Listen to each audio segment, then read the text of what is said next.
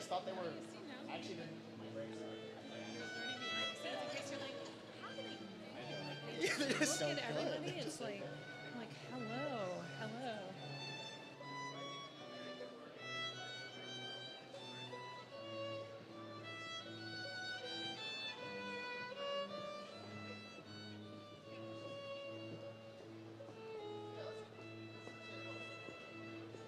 That's the friends.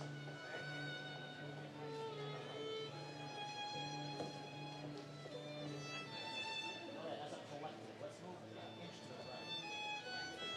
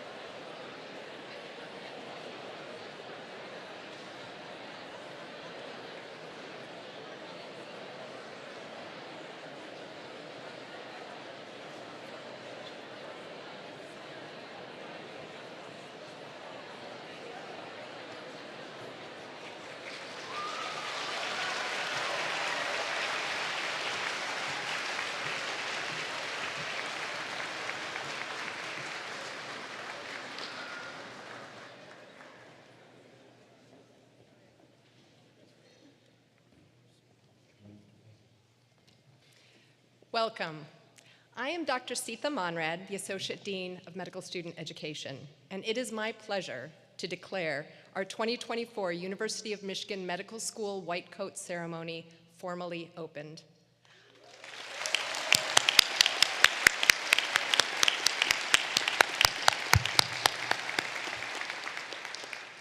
On behalf of the University of Michigan Medical School, its faculty and staff, and more than 20,000 living alumni of the medical school, I welcome you all to this proud beginning and to our 28th year of honoring the future of medicine as it deserves to be honored. The White Coat Ceremony is an iconic rite of passage established by the Arnold P. Gold Foundation in 1993. It is a welcome to our profession, to our school, and to our educational program. But it is also a reminder of why we have all chosen to do what we do. As our newest medical students begin their careers in medicine, we hope this ceremony will impress upon each of them the importance of humanism in medicine. Humanism describes the relationships we as physicians have with our patients and communities. It is captured in our spirit, our values, and our call to serve those most in need. It is reflected in how we act toward each other. Humanism is essential to take care of our patients, our colleagues, and ourselves. At this time, it is my great pleasure to officially welcome the University of Michigan Medical School's newest class, the matriculating class of 2024, as they begin their procession into the auditorium.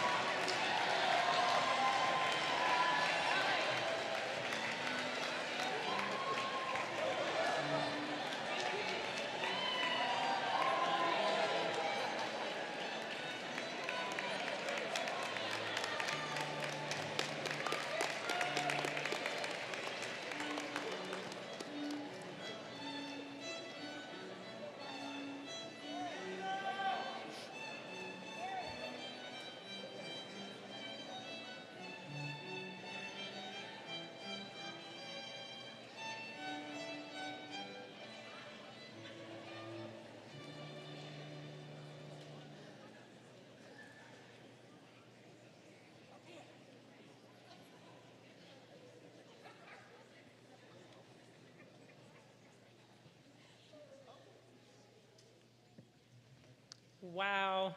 I am so proud, excited, and inspired to welcome you, the incredible class of 2024.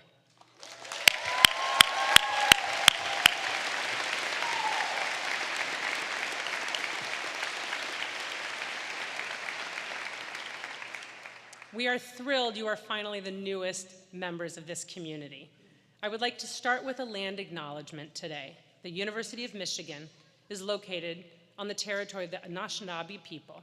In 1817, the Ojibwe, Ottawa, and Potawatomi nations made the largest single land transfer to the University of Michigan, seated in the Treaty of Fort Meigs, so that their children could be educated. We acknowledge the history of Native displacement that allowed the University of Michigan to be founded today. We reaffirm contemporary and ancestral Anishinaabeg ties to the land and their profound contributions to this institution. My name is Deb Berman, and my pronouns are she, her, hers. I have the honor and the responsibility of two professional roles here at the University of Michigan. First, I'm a professor in the Department of Obstetrics and Gynecology in the Division of Maternal Fetal Medicine. As a high-risk obstetrician on a team of remarkable doctors, midwives, nurses, genetic counselors, and so many more, we provide comprehensive reproductive care to all. Second,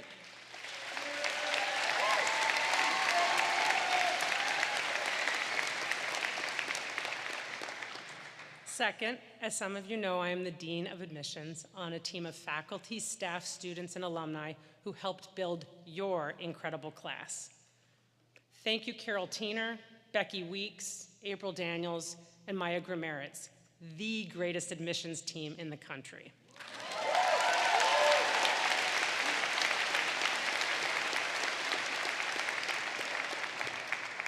See, we're not just #1 in sports. Over this past year, we worked hard to get to know you. We read your essays, we met all of you. We have a bit of a sense of why many of you want to be doctors and what it has taken for you to get here.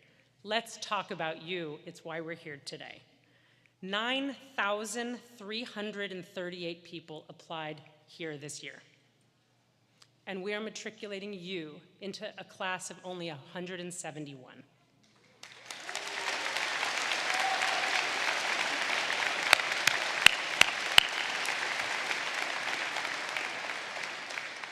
Let me be clear, you each belong here.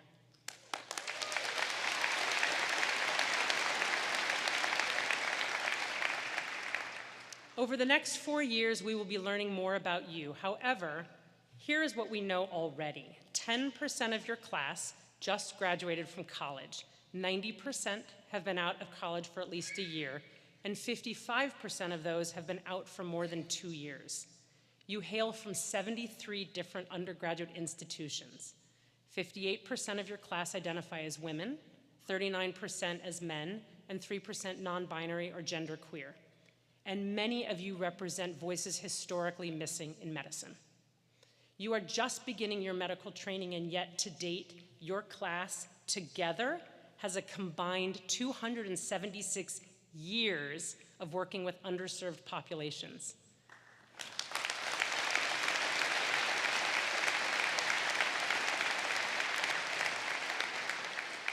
186 years of teaching, 133 years of social justice, 133 years of performance art and theater, 72 years of athletics. Wow.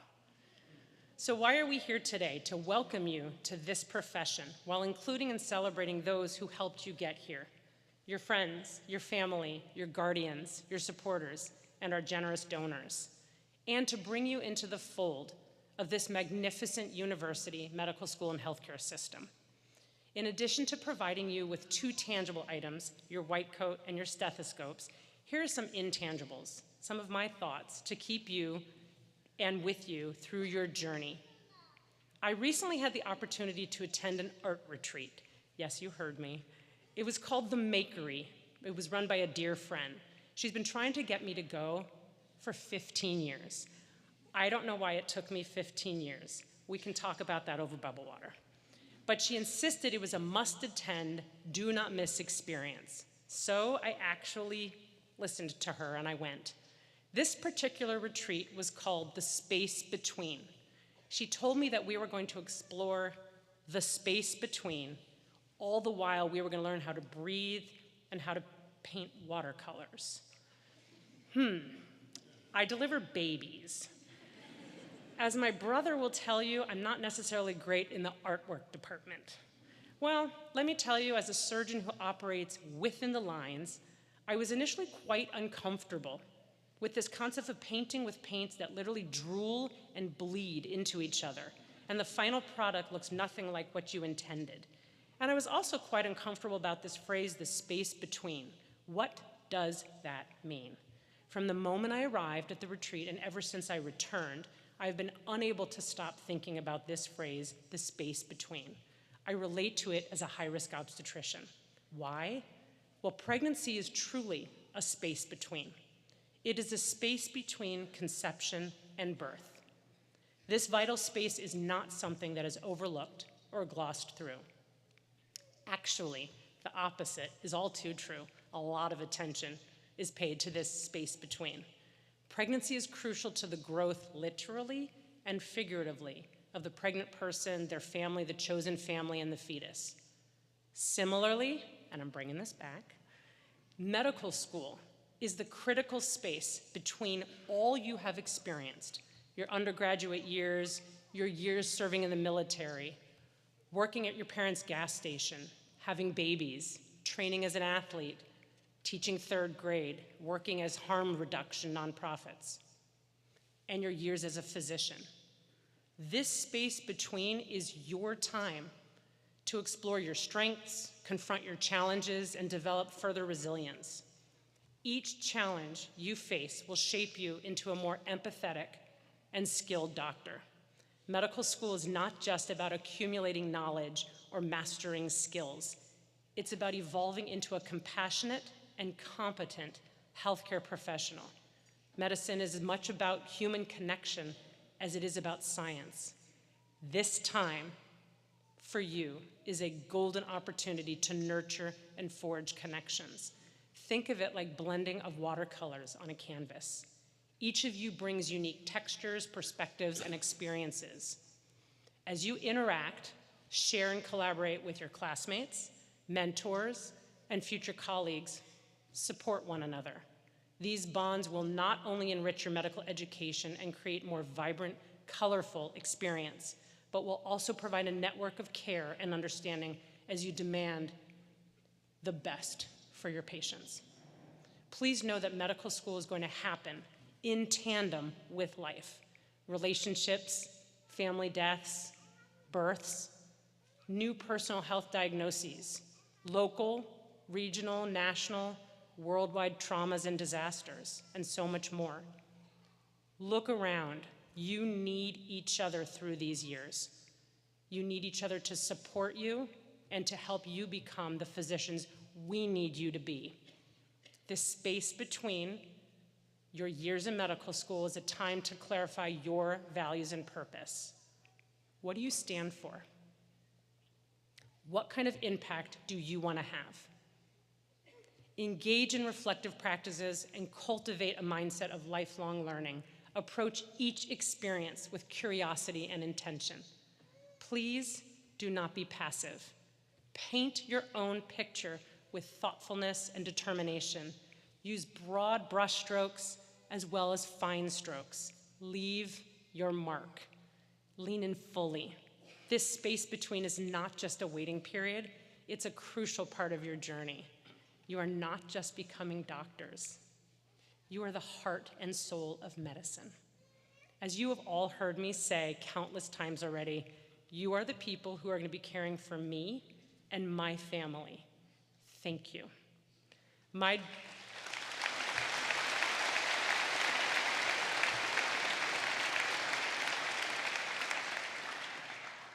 door is always open. Please come visit. I am just so excited you're all here. It is my absolute pleasure to now introduce Dr. Luigi, the Senior Associate Dean of Medical Education.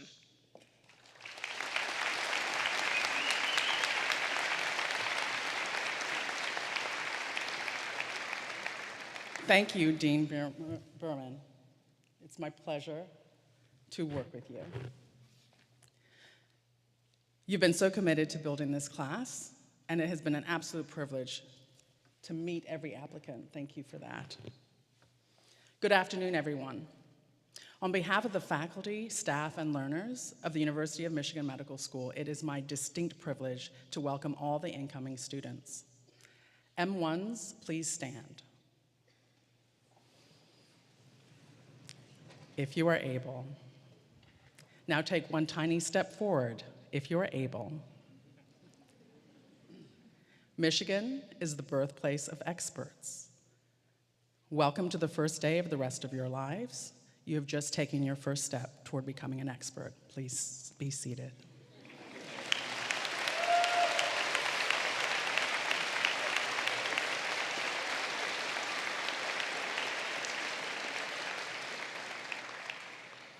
Now, I'm sure that more than one of you is thinking, expert me? Yes. As a medical student, you will be exposed regularly to 3 qualities that every expert worth their salt should retain throughout their career: humility, adaptability, generosity. First, humility, about your knowledge. As a medical student, you know you have a lot to learn. That acknowledgement of room for growth means you can choose every day who you become. That growth mindset opens the door for the next step: adaptability of your knowledge.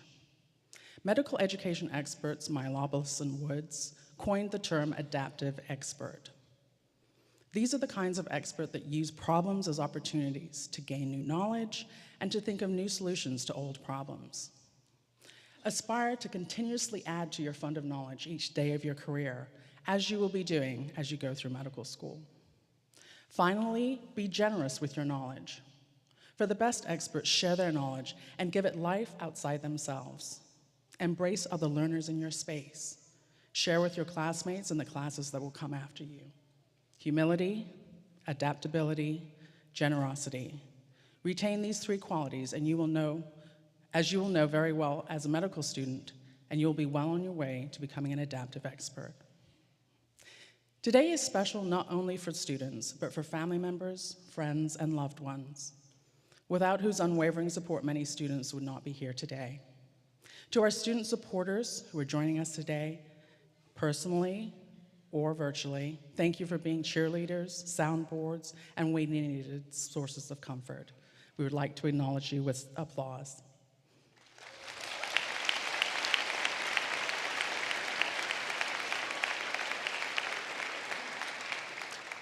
Another special group of people deserve recognition at this auspicious moment. Those who are providing critical support for the many students are scholarship donors. Scholarships enable many students to pursue their dreams. To our scholarship donors, we recognize your extraordinary gifts to medical education at Michigan and the impact they will have for generations of leaders and best and the patients they will serve. Thank you.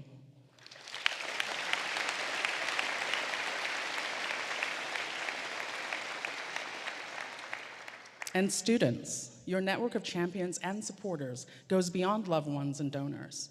Our dedicated faculty and staff are here today, and they represent a much larger group of colleagues who will be at your side as teachers and mentors, helping you define your goals and achieve them. The opportunity to help you develop the next generation of leaders is a big part of why they joined the Faculty of Medicine here at Michigan Medicine. We are energized and inspired by your enthusiasm and commitment, and we share the joy that you and your families feel at this moment. Students, soon Deans Aaron McKean and Andrew Ty will help you put on your white coats as a symbolic welcome to the medical profession. You will also receive a stethoscope with our thanks to the many departments and donors who helped to sponsor this gift. Your white coat and stethoscope aren't just the trappings of being a medical student. They are reminders of the accomplishments that you have so far, and they're an affirmation of our commitment and confidence to you. They're also tools that will help you gradually acclimate to your new identity as physicians. Before I introduce Dr. Runge, there are 2 other groups to acknowledge and thank today. Your fellow students from the M2, M3, and M4 classes who are here assisting us today. Would the student volunteers please stand?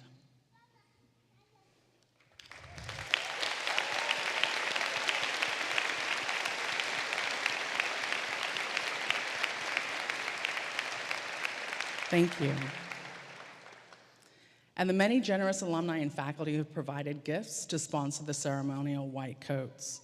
Thank you for sponsoring the next generation of Michigan doctors and scientists. Students, welcome once again to the Michigan Medicine family. I look forward to seeing you along your journey and to meeting you again on this same stage to confer your degrees. Go Blue.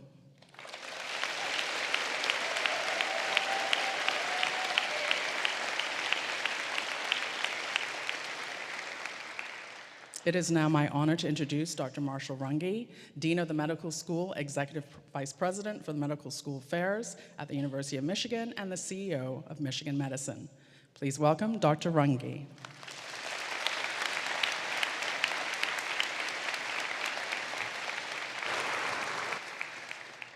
Thank you. Thank you, and good afternoon.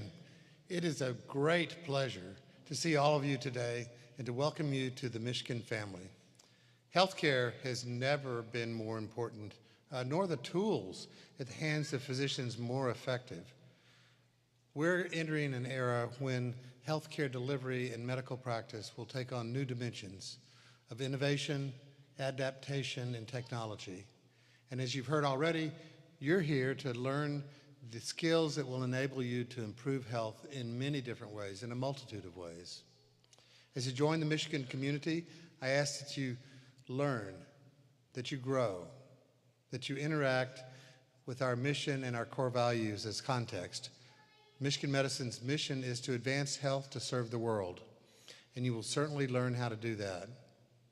We live and act by our core values: caring, innovation, inclusion, integrity, and teamwork. And that applies to all of us. Me, whether we're faculty, support staff, frontline workers, residents, or students. And I know that keeping these core values in mind will serve you very well.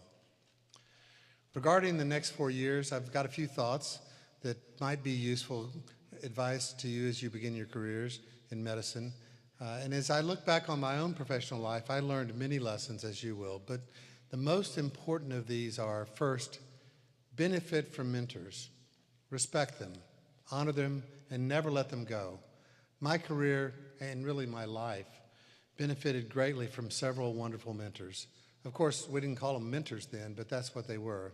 And they were people I admired who took an interest in me, helping me through so many challenges, so many decision points.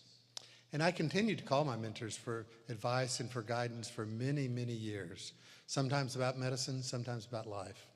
And you'll do the same. And you'll find that it inspires you to help mentor those who follow you, those who seek your help and advice.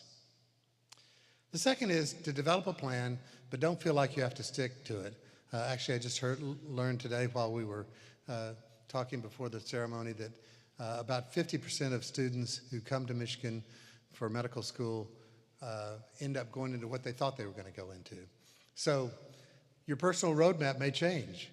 The world will be very different 10 years from now. You may go where you planned, or you may end up having a different, entirely different type of opportunity.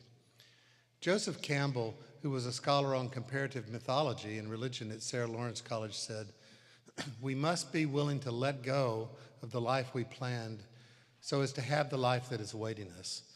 And I think I've never heard anything more true. Third and finally, make career decisions based on your interests and your passion for making a contribution. In the next 4 years and throughout your career, you'll get lots of advice on what next steps to take. Remember, that's just advice, and also that this is just my advice. In medicine, there are countless ways to improve health, countless. Many of you will engage in the practice of medicine in one way or another. Others will be investigators or educators or health policy experts. And at the end of the day, improving health, whether in individuals or populations or however you do that, is vastly rewarding. For me, professionally, there has been nothing more rewarding in my life. So whatever path you choose, let it be the one that pulls you in, and recognize new opportunities when they present themselves. In the 1850s, Mary Ann Evans, you may not recognize that name, who published under her pseudonym George Eliot, was one of the leading writers in the Victoria era, and she also wrote a very memorable statement. It's never too late to be what you might have been. So think about that. And in closing, let me wish you the very best as you begin your journey toward a career in medicine and healthcare. And it's now my pleasure to introduce our keynote speaker for today, Dr. Paul Fine. Dr. Fine is from the Department of Internal Medicine. He earned his undergraduate degree at Harvard, then he saw the light, and came to Michigan for medical school and residency before joining the faculty. Dr. Fine has been an enormously valued faculty member. He's received the Dean's Outstanding Clinician Award in 2011, more than a dozen teaching awards, including the Kaiser Permanente Award for Excellence in Clinical Teaching and the Society of General Internal Medicine National Award for Innovation in Medical Education. He's also the only faculty member to receive 3 times the Silver Shovel Award. I don't know where I got that name, but anyway, for outstanding clinical teaching from the Gales Medical Society, and is, as I said, a faculty member you'll love to get to know and appreciate his comments today. So please join me in giving a warm welcome to Dr. Paul Fine.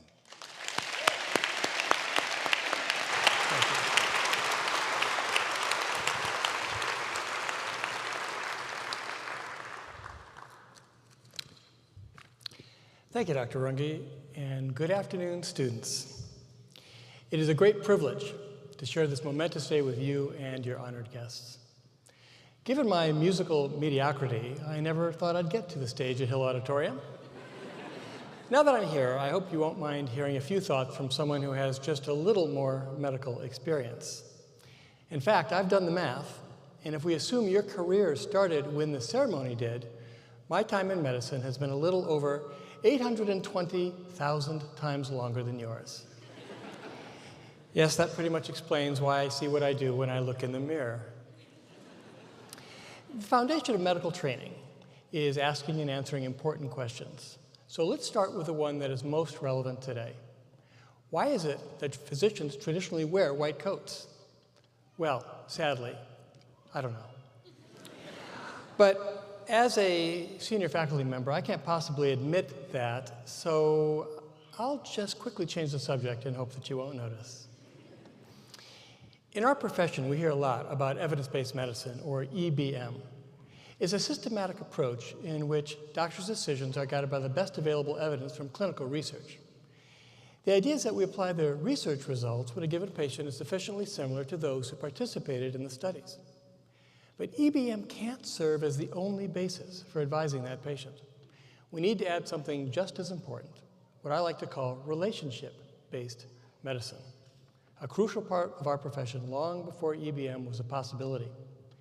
You see, the eventual plan must be determined by doctors and patients together, and that requires a relationship through which physicians learn about their patients' values, priorities, and constraints.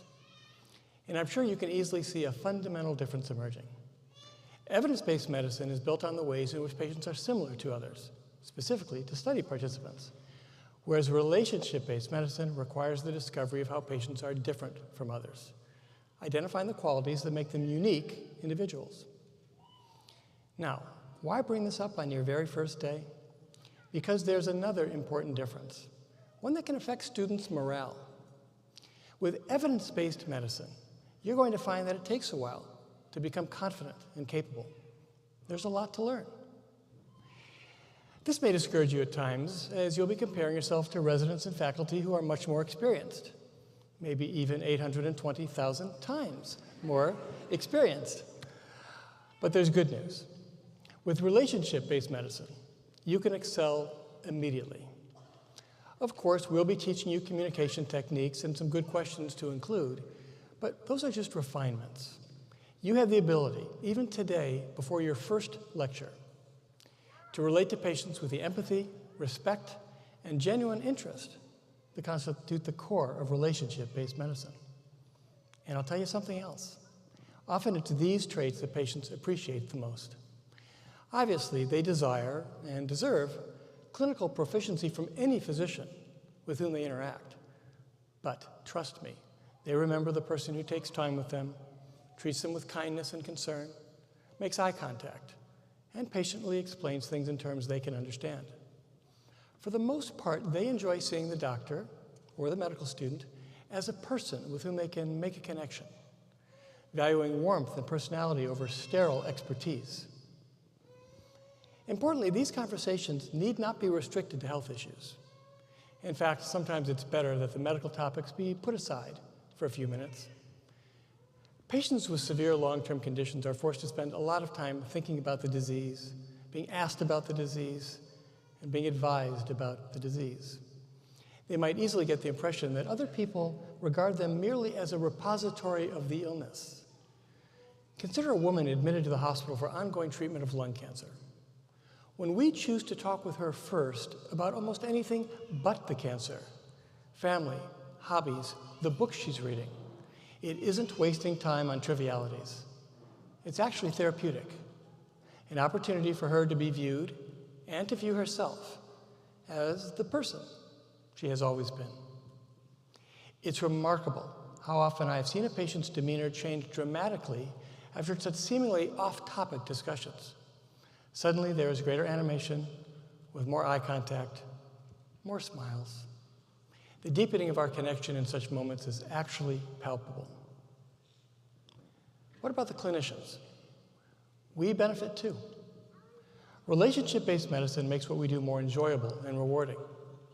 I am a proud idealist, but whenever that idealism is threatened by some of the more challenging aspects of the job, I focus my attention on the wonderful relationships that I have with my patients.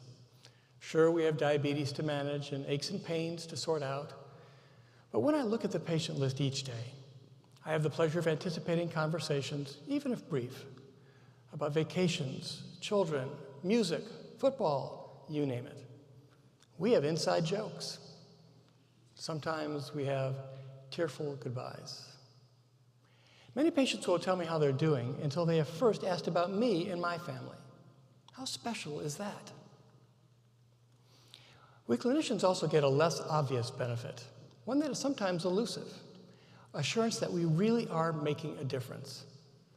That's not always possible with evidence-based medicine. If one of my patients has gone 25 years without having a heart attack, I'm delighted, but have no way of knowing with certainty whether my interventions deserve some credit or if she might have done just as well without them. But with relationship-based medicine, one can usually count on some positive feedback. Most of us can tell quickly if an interpersonal encounter is going well, if a patient seems to be getting more relaxed and engaged. Or consider this scenario. Our hospital team has just spent an hour astutely analyzing a patient's complex medical issues, and we go eagerly to share our recommendations. But when we arrive, he looks unwell and tells us that he's chilled and has trouble talking because his mouth is so dry. Now, if we're willing to change our perspective and consider what's most important to him at that moment, shouldn't we postpone the discussion and go find him an extra blanket and a cup of water? He could call for the nurse, of course, but we're there. We can get to it immediately. And if we do it, we'll get the satisfaction of knowing unequivocally that we made a difference, because small acts of kindness and comfort make a difference. One final distinction between EBM and relationship-based medicine is worth noting. Evidence-based care must change naturally as the evidence changes. But there's a pleasing security in knowing that the New England Journal of Medicine is never going to publish a randomized trial that proves we have been wrong all of these years about what we consider the optimal way to relate to our patients. Once you get it right, it stays right. Now, let's be realistic. Optimal relationship-based medicine takes time, which is often in short supply. But it's important to try. You see, emphasizing the relationship helps us remember that doctors have one of the few jobs for which an average day can be a once-in-a-lifetime experience for the other person. Consider first the cast of a hit Broadway musical you're about to see. They recite the same lines and perform the same songs several times every week, so for them, it's just another day at work. But they still need to make that night's performance transcendent and unforgettable for you, even though it's likely that they won't remember any of it. Here's a medical example. When my daughter was hospitalized, she had a particularly difficult day that was made much better by the kind attentions of a wonderful nurse. When I thanked her, I said, when someone asks how your workday was, I bet you're going to say just routine, nothing special, but it wasn't routine for us. And we will always remember your professionalism and kindness. I'm sure many of you can also recall exceptional care provided to you or your family members. And unfortunately, some of you may have seen healthcare professionals who just seem to be going through the motions. In medicine, we have the privilege and often daunting responsibility of working with people during transformative moments of their lives, moments that are often among the most stressful and consequential they will ever have. However routine these days may seem to us, we must recognize that they're exceptional for our patients and act accordingly. What about the days that we don't see as routine? They can be exciting, often involving sophisticated detective work and intellectual stimulation. Unfortunately, we may get so caught up in solving the puzzle that we forget that the puzzle is attached to someone's life. Here too, relationship-based medicine helps by reminding us that patients are people, not just aggregations of data that we get to analyze. But we also need to remember that doctors, like patients, are people, first and foremost, and that's okay. In fact, sometimes that's all a patient really needs. I encounter many situations, especially when patients tell me about burdensome stresses in their lives that seem to call for me to respond the way any kind person would respond to another individual's distress, in a manner that is more personal and less clinical, more Paul and less Dr. Fine. Compassionate medical care is fundamentally about one person's caring response to another. We don't even need medical training or the white coat to accomplish that.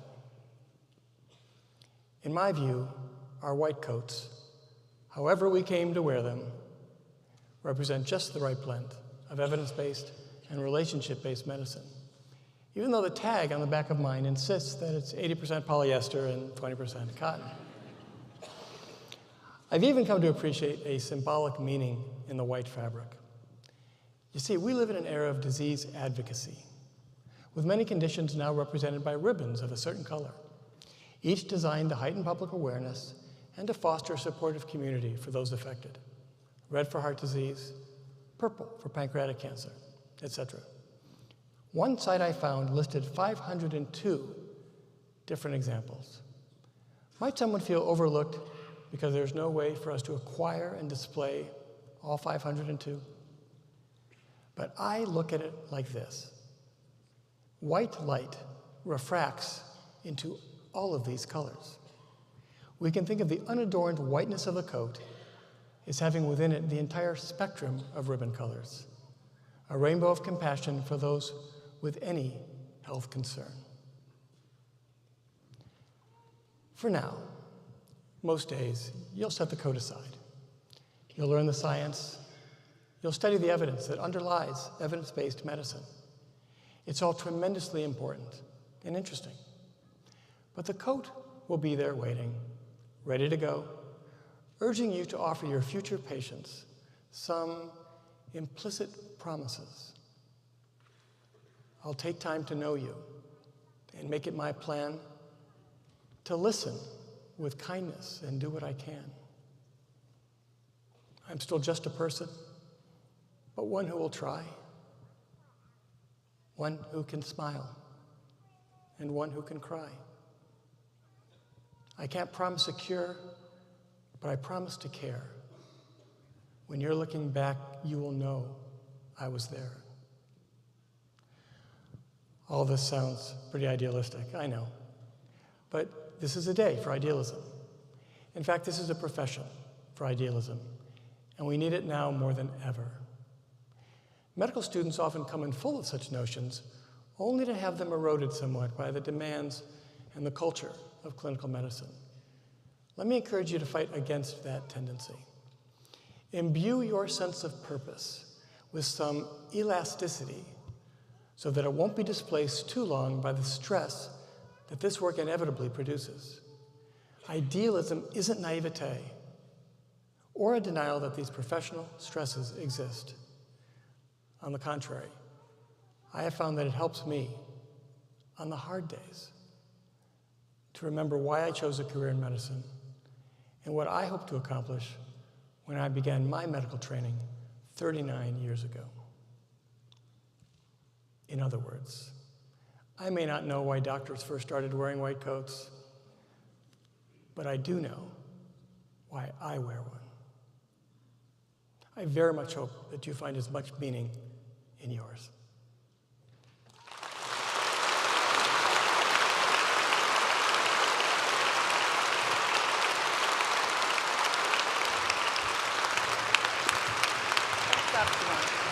Oh, great. I've got a serious transcript.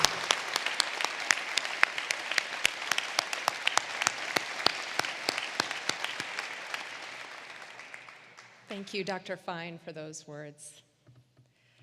And now, it is time to begin the cloaking process that will officially mark the beginning of your journey into our profession and into the family of medicine at Michigan.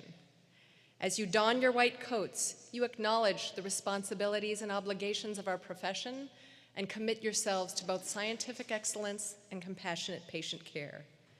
You are no longer just a student.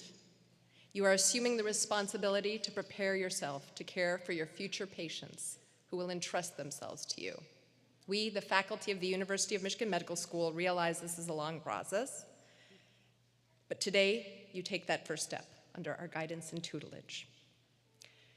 Now you'll be coming up to the stage, and as you reach the stage, please give me your card, and I will introduce your name and hometown. And if you will give me a little grace, I promise I practiced, but I get nervous too, so I apologize in advance if I do not pronounce quite right. Then please cross the stage, where you will be coated by Deans McKean and Ty. You'll be greeted by Dean Edgy, and you'll cross over and receive your stethoscopes from Deans Berman and Quache, and your pin from Dr. Sandro Cinti.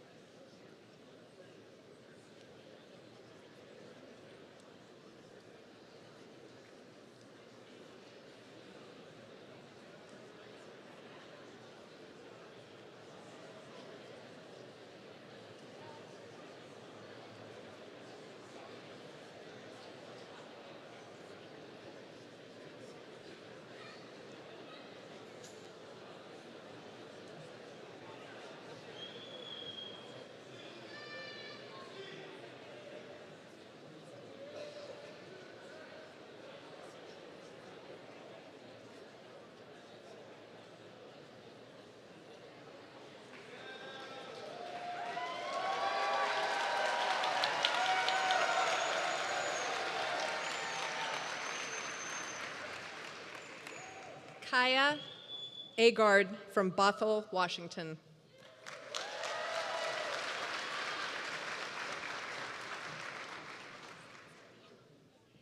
Annie Aboye from Munster, Indiana.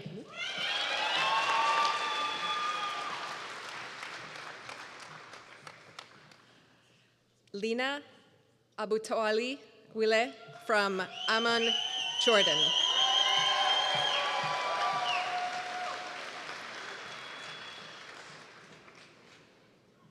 Dani Amedovich from Grand Rapids, Michigan.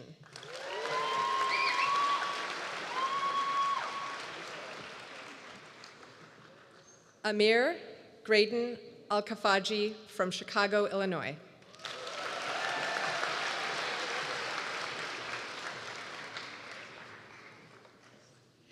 Faisal Farkad from San Diego, California.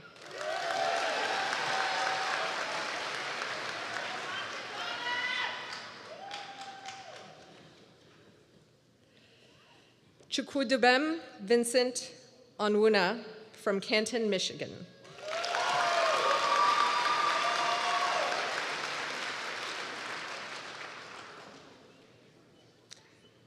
Catalina Lopez from Gaithersburg, Maryland.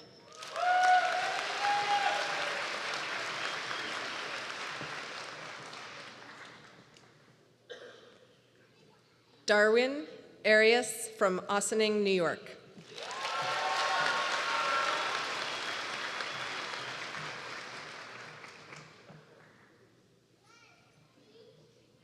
Aliana Arlegui from Skokie, Illinois.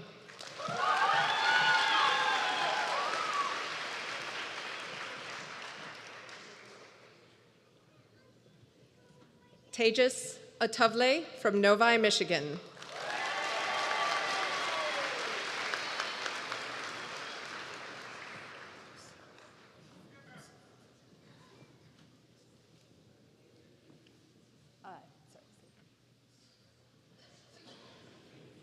Yassine Balouche from Ypsilanti, Michigan.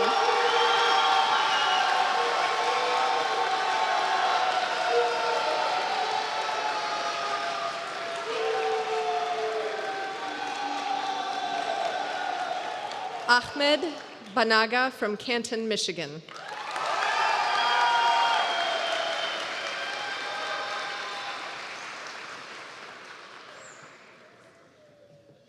Arjun Batra from Los Angeles, California.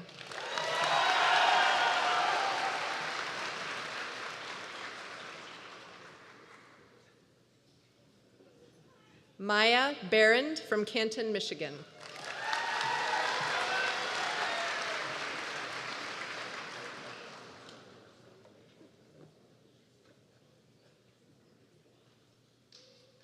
Anthea Bell from Boxborough, Massachusetts.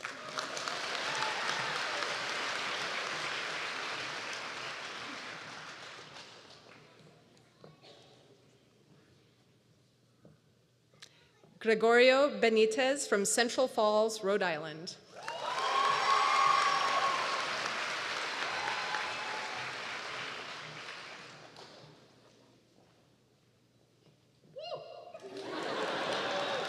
Mira Buggett from Ann Arbor, Michigan.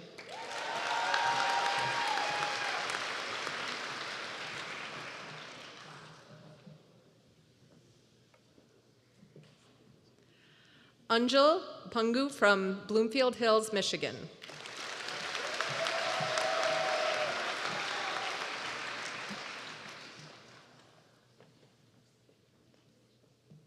Morgan Beely from Woodstock, Vermont.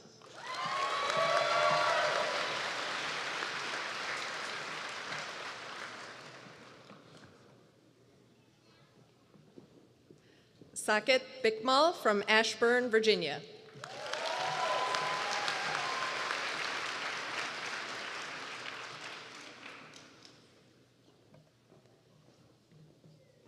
John Bezorek from Chicago, Illinois.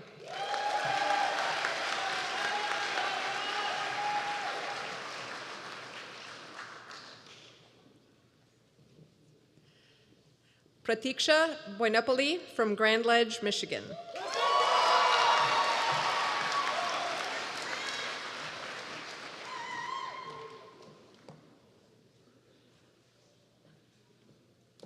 David Booth from South Lyon, Michigan.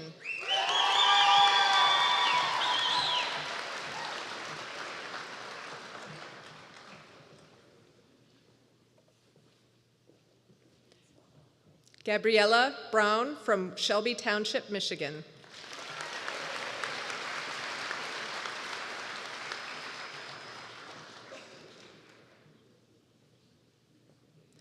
Scott Brashears from Phoenix, Arizona.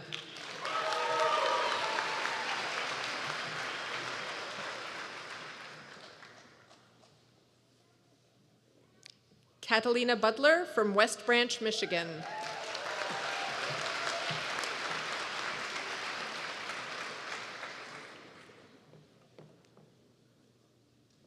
Brennan Callow from Cincinnati, Ohio.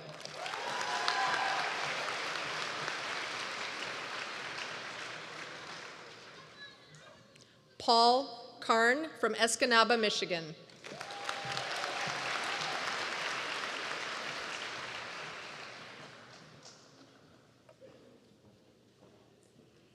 Grace Carvetti from Ann Arbor, Michigan.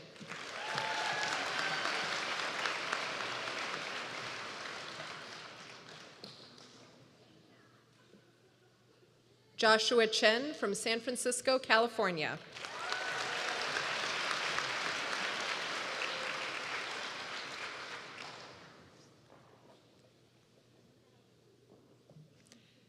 Toby Chen from Solon, Ohio.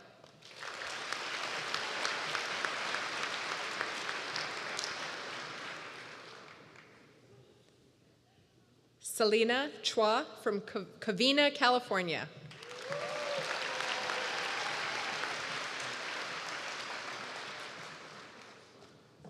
Rebecca Clark from Huddersfield, England.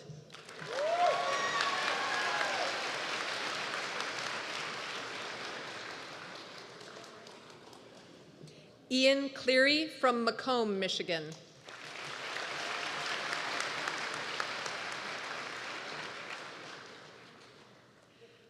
Lucy Cohen from St. Louis, Missouri.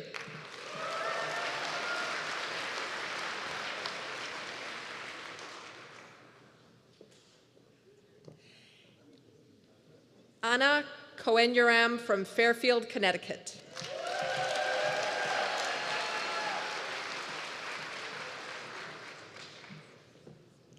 Austin Cornish from Armada, Michigan. Armada.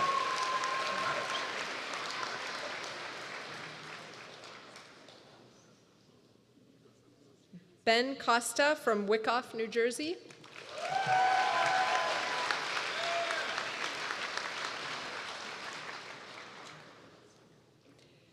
Isabella Cruz from Buffalo, New York.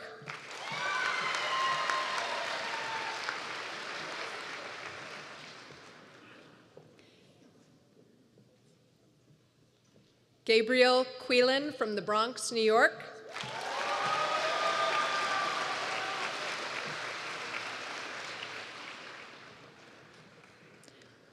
Owen Dean from Minneapolis, Minnesota.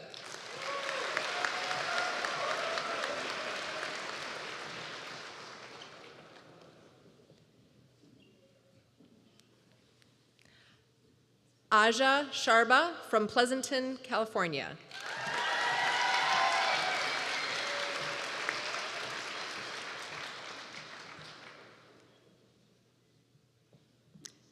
Ria Doshi from Bloomfield Hills, Michigan.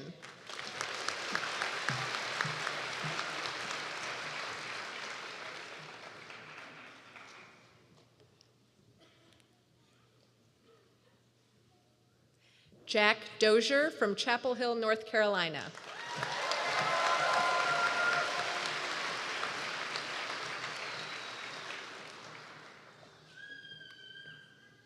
Audrey Dubose from Jacksonville, Florida.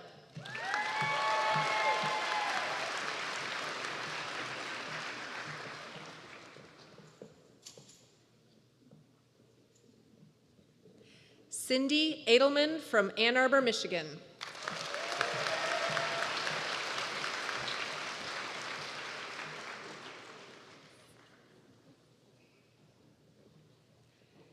Grant Egnitz from Winston-Salem, North Carolina.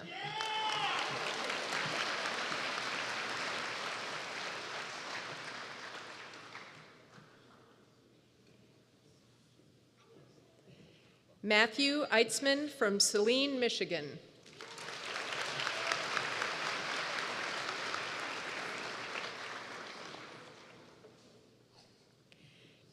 Daniel Espinoza from Miami, Florida.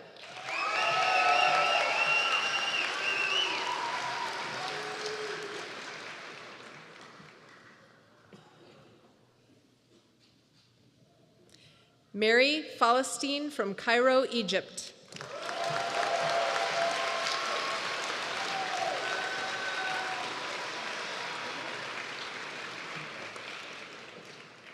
Blessing Fanigan from Cincinnati, Ohio.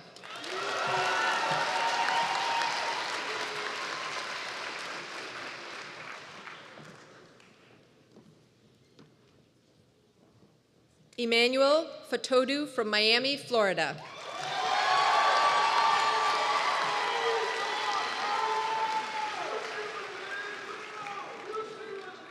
Jane Ferguson from Richmond, Virginia.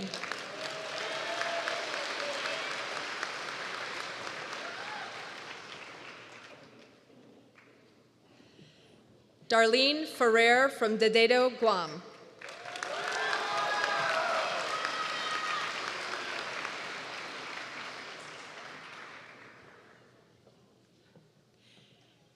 Andrew Florent from Riverview, Michigan.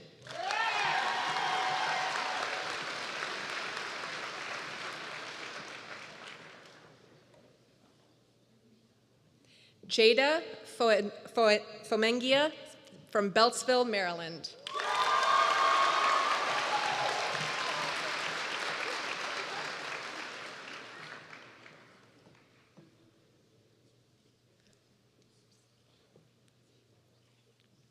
The sleeve.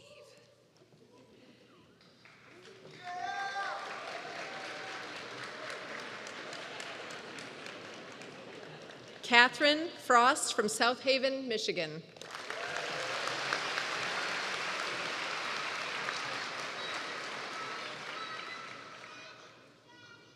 Ferdy Galicia from Balanga, Philippines.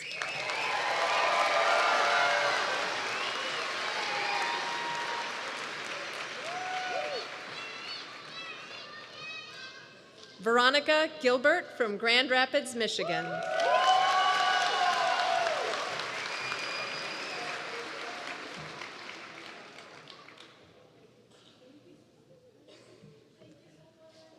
Emily Gitlin from Ann Arbor, Michigan.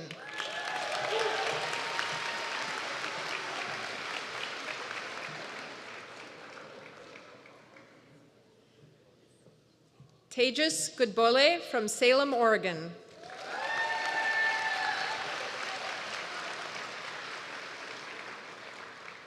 Diego Granados from Canton, Michigan.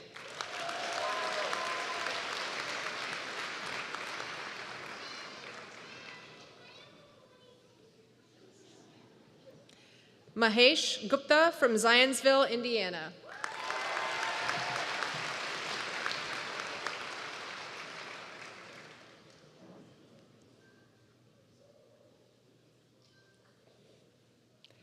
Omar Hassan from Ann Arbor, Michigan.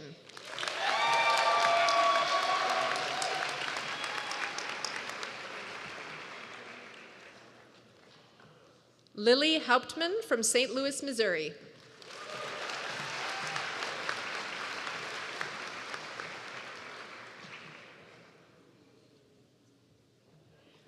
Rachel Havriliak from Old Tappan, New Jersey.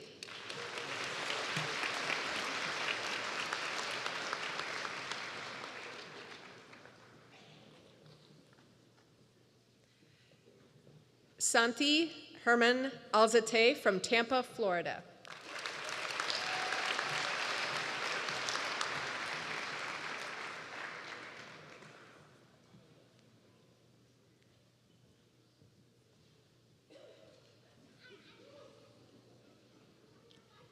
Dylan Hogan from Medfield, Massachusetts.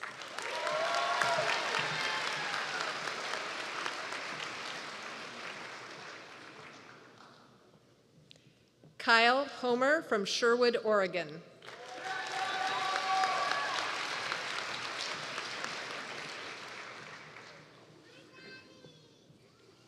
Sarah Huang from Troy, Michigan.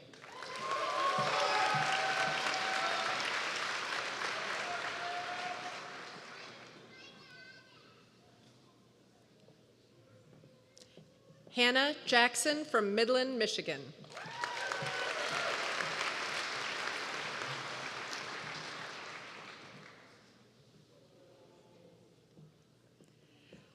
Lawrence Jiang from New York, New York.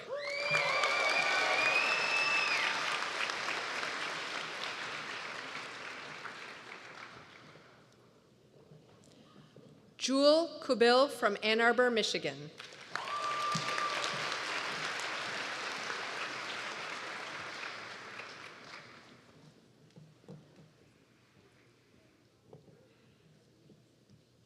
Anastasia Camel from Parksville, New York.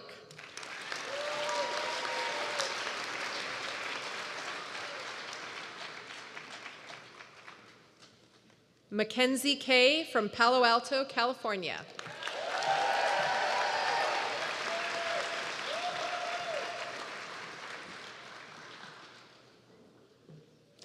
Anthony Kayani from Portage, Michigan.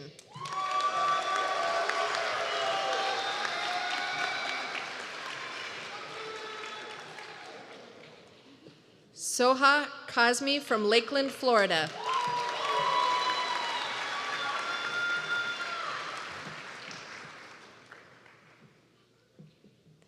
Bridget Kennedy from East Greenwich, Rhode Island.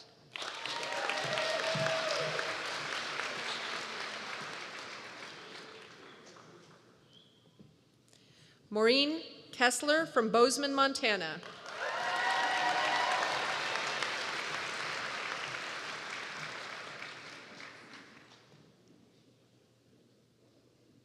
Marwa Kayani from Bronx, New York.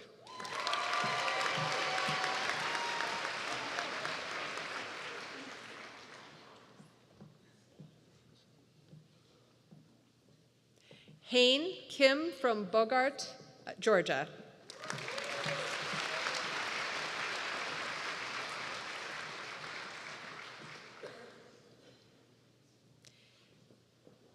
Hannah Kim from Ann Arbor, Michigan.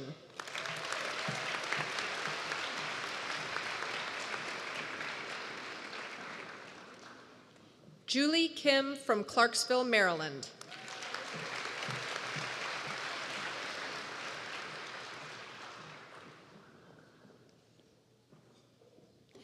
Lucia Kim from Chapel Hill, North Carolina.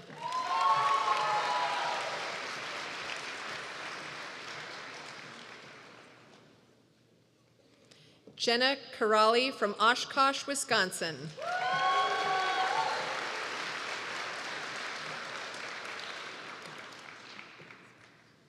Nadia Kranting from Lakeville, Minnesota.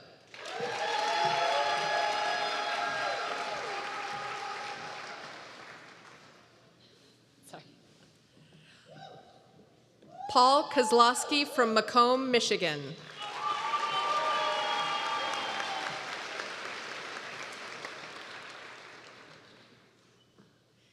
Daniela Lee from Hacienda Heights, California.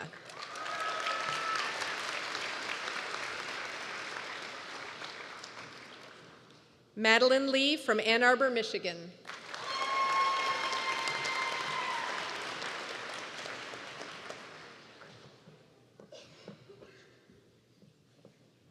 Sam Lane from Lexington, Massachusetts.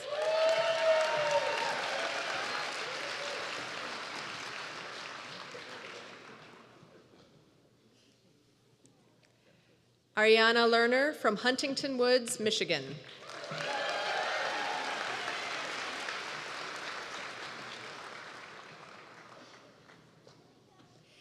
Daniel Levin from West Bloomfield, Michigan.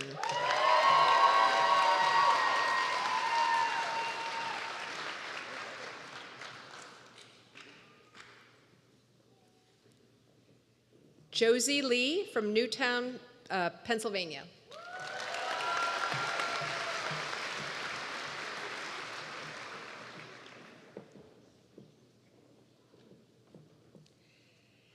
Katie Lingen from Oak Park, Illinois.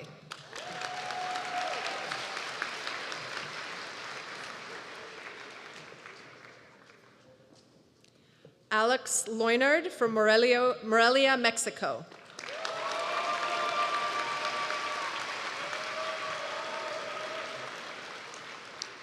Matthew Lowe from Greensboro, North Carolina.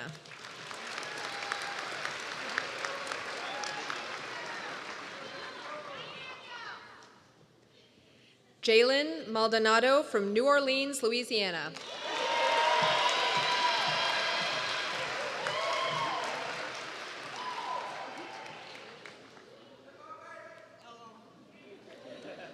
Emily Marinetz from Woodbridge, Connecticut.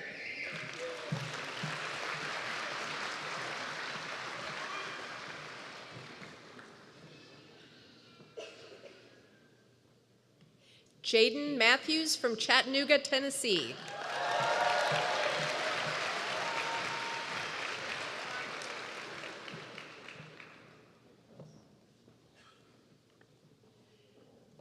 Julia Meehan from Farmington, Connecticut.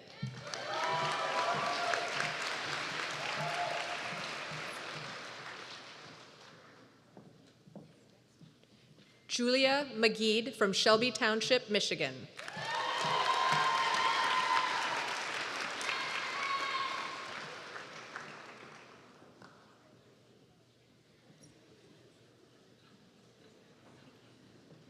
Jonathan Mendley from Potomac, Maryland.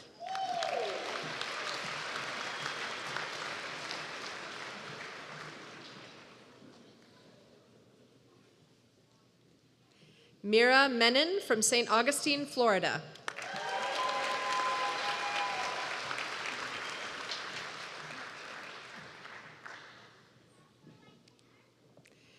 Caitlin Monahan from Beverly Hills, Michigan.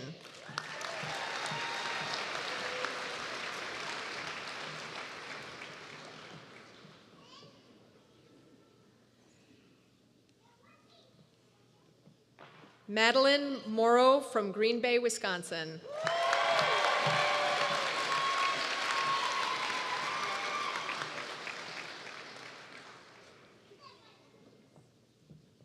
Callie Mulholland from Oxford, Michigan.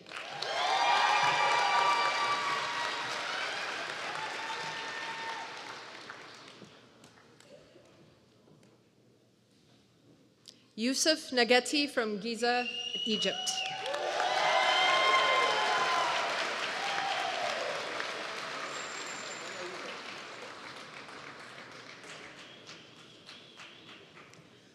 Charles Neild from Litchfield, New Hampshire.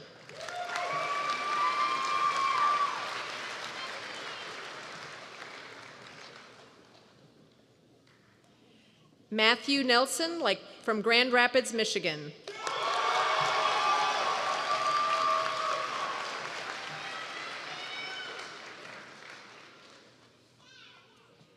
Aaron Nicholas from Scarsdale, New York.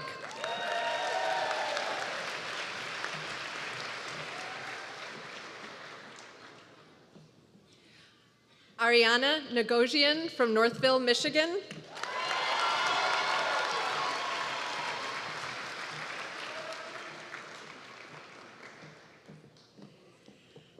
Blessing Anate from Crown Point, Indiana.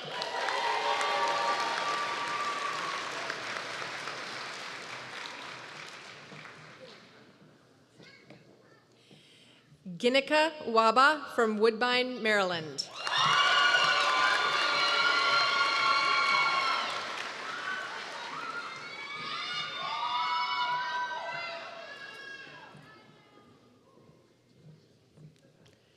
Amanda Wokaje from Chicago, Illinois.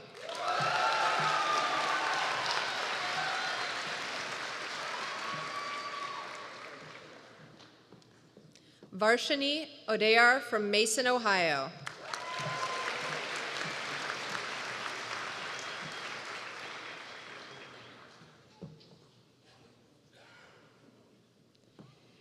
Janae Park from Princeton Junction, New Jersey.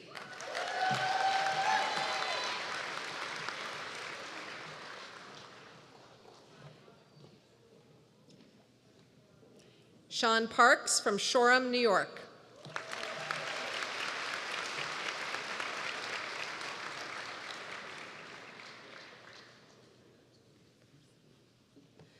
Alejandro Perez from Caracas, Venezuela.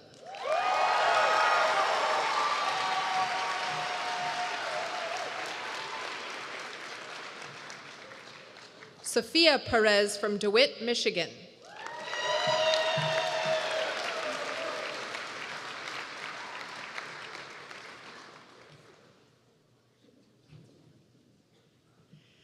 Melissa Fung Rojas from Woodinville, Washington.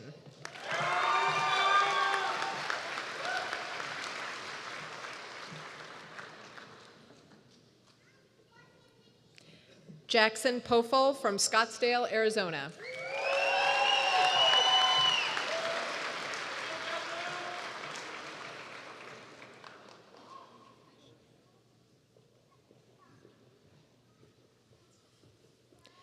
Jocelyn Ra from Irvine, California.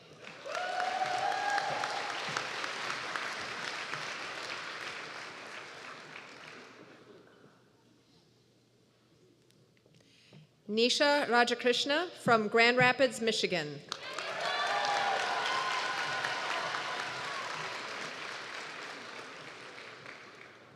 Maya Rajan from West Bloomfield, Michigan.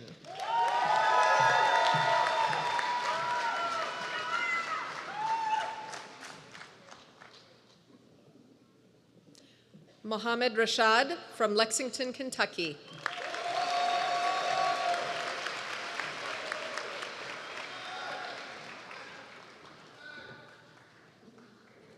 Cheyenne Rashid from Delaware, Ohio.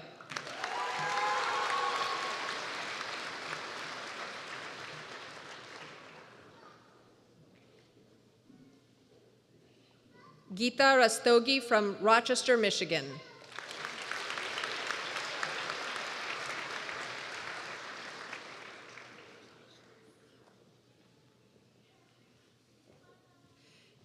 Isabel Reynoso from Las Vegas, Nevada.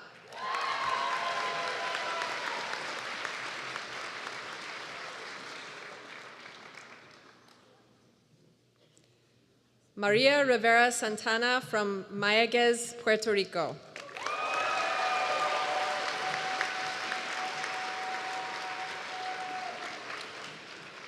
Rodriguez Roberts II from Decatur, Georgia.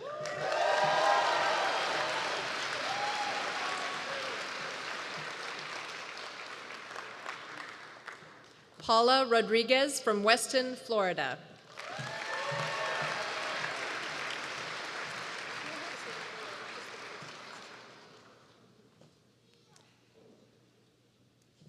Madeline Russell from Marshall, Michigan.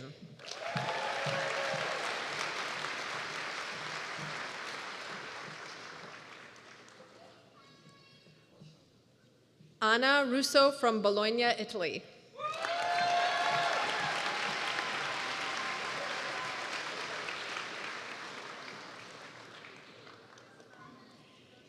Eric Salisbury from Zeeland, Michigan.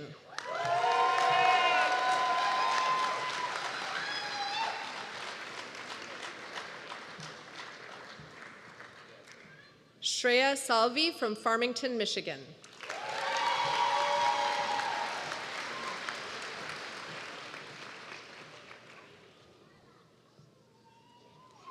Haley Sanders from Bethesda, Maryland.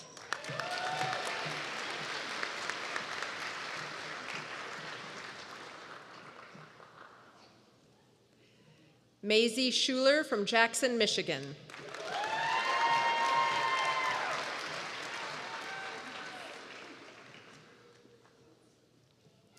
Elias Schwartz from Baltimore, Maryland.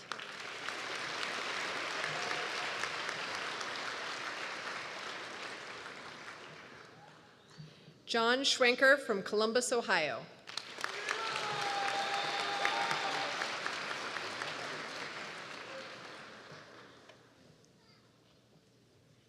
Kennedy Scott from Okemos, Michigan.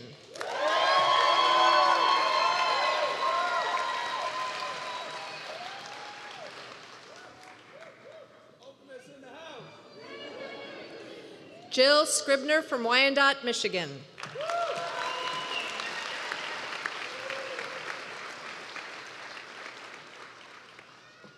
Ray Shaw from Robbinsville, New Jersey.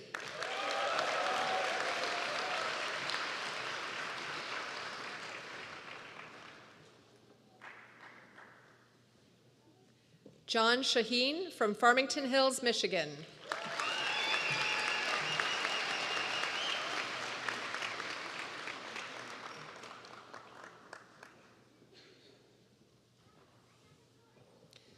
Saad Shami from Hazlet, Michigan.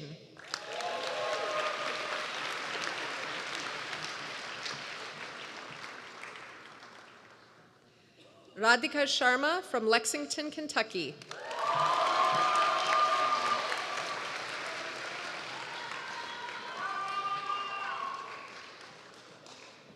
Julia Shen from Plymouth, Michigan.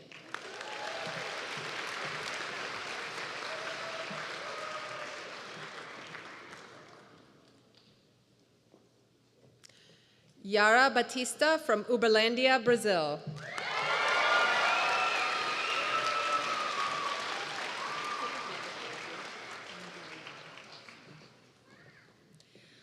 Anya Singh from New Delhi, India.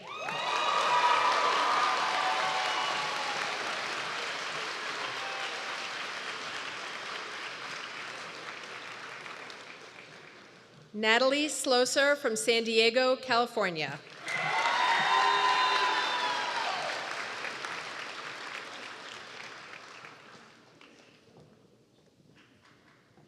Kevin Sample from Johnsburg, Illinois.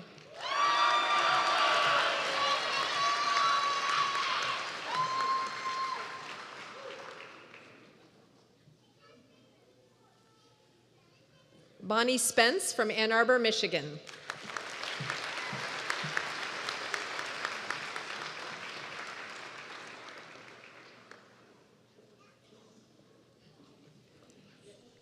Isabel Taboada from Miami, Florida.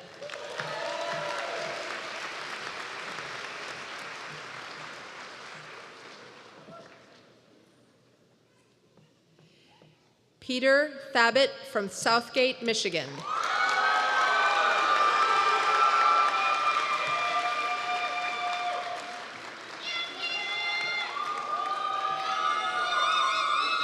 Matthew Thalen from Flint, Michigan.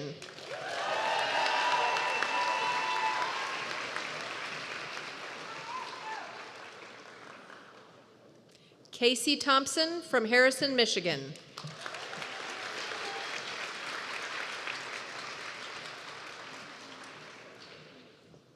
Jael Toussaint from Brockton, Massachusetts.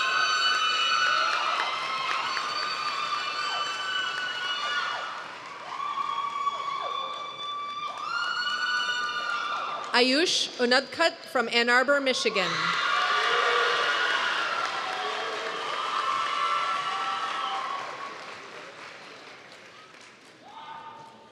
Caitlin Wallace from St. Louis, Missouri.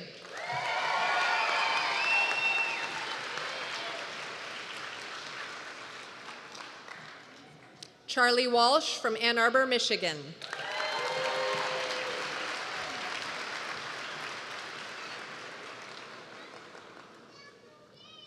Catherine Wang from Somerville, Massachusetts.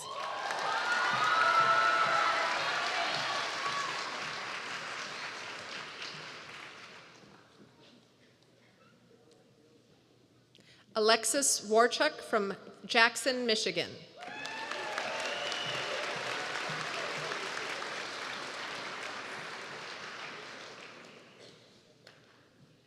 Drew Ward from Saranac, Michigan.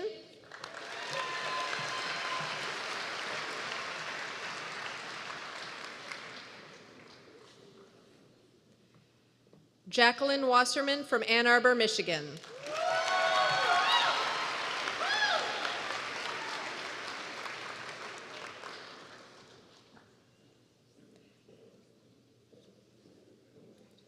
Sarah Wong from Modesto, California.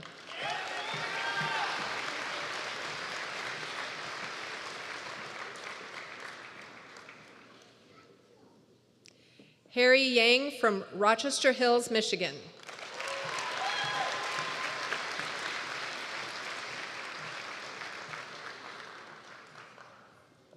Amanda Young from Clinton Township, Michigan.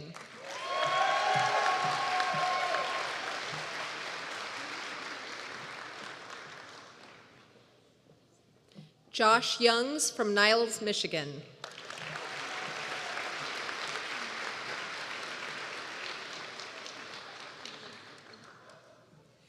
Rachel Zhang from West Lafayette, Indiana.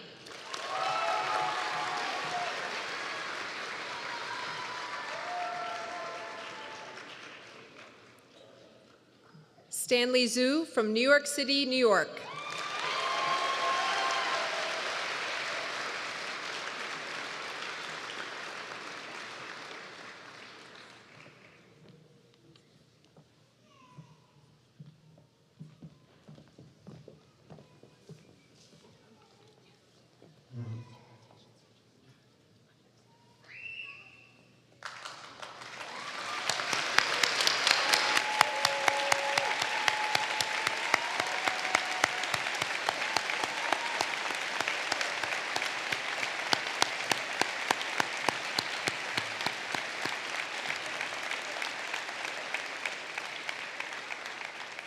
Now, our new learners will join one another in delivering the University of Michigan Medical School White's Coat Pledge. This pledge was written by medical students in our chapter of the Gold Humanism Honor Society. Members of the society are selected by their peers and have a responsibility to model, support, and advocate for compassionate, patient-centered care throughout their careers. Having a GHHS chapter at Michigan reflects the value we place on the interpersonal skills and attributes we need to provide the highest level of care. The students who created this pledge in 2018 gathered input and ideas from fellow classmates and faculty members in the medical school, and the words in this oath truly reflect a community-wide commitment. I'd like to welcome medical students Gabriela Rocha and Devin Gingrich, who will lead our newest medical students in the White Coat Pledge.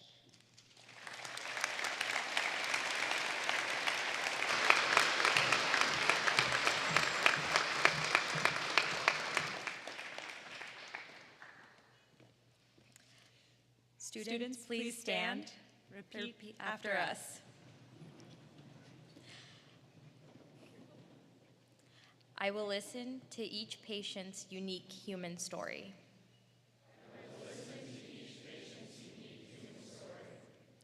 I will mind my biases and treat every patient with compassion.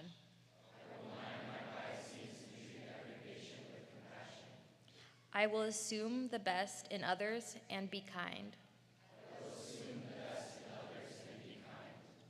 I will support my colleagues as we join to care for patients. I will appreciate my opportunities in this profession and advance them for all who follow.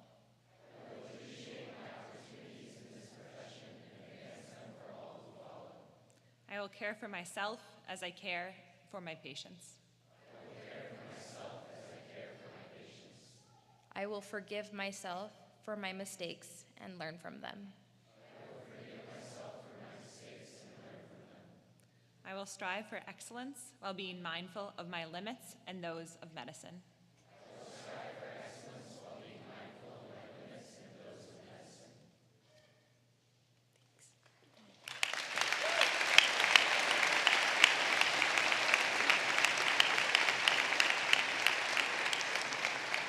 Thank you so much for being here today with us for today's ceremony. This celebration is the first step in what we trust will be an intellectually rewarding and personally fulfilling medical career for each of our new students.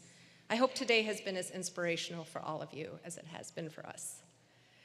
As we close, I want to remind everyone that our students will lead us out of the auditorium and onto the front steps where we will take a class photo. So please let the students leave first. Congratulations and welcome to the newest class of medical students at the University of Michigan.